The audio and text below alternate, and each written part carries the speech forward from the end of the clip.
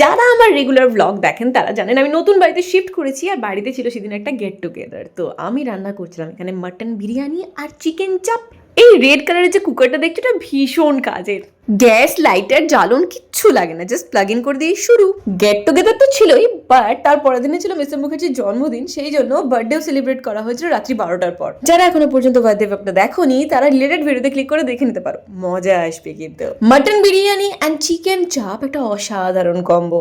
Fried rice chilli chicken না বিরিয়ানি কষা মাংস, তোমাদের কোনটা পছন্দ অবশ্যই কমেন্টে জানিও। পিঙ্ক কালারের ঝুড়ির মধ্যে আমি দিয়েছি চালের জল ঝরাতে। এরপর একটা 8 দামড়া হাঁড়ির ভেতর আমি শুরু করছি বিরিয়ানির লেয়ার। কিন্তু দম দেওয়ার মতো আটা আমার কিন্তু এই ঘরে এখন নেই, তো সেই জন্য আমি উইদাউট দম ওপরে একটা গুবলু গাবলু প্রেসার কুকার চাপিয়ে দিয়েছিলাম দম দেওয়ার জন্য। খাওয়া দাওয়ার পর সবাই মিলে বাড়িতে কেক কাটা হয়েছিল, তারপরে যে যার বাড়িতে গিয়ে ঘুম দেওয়া হয়েছিল। শীতের সকাল, আর বেশিক্ষণ জেগে থাকো না, সবাই ঘুমো, বাই।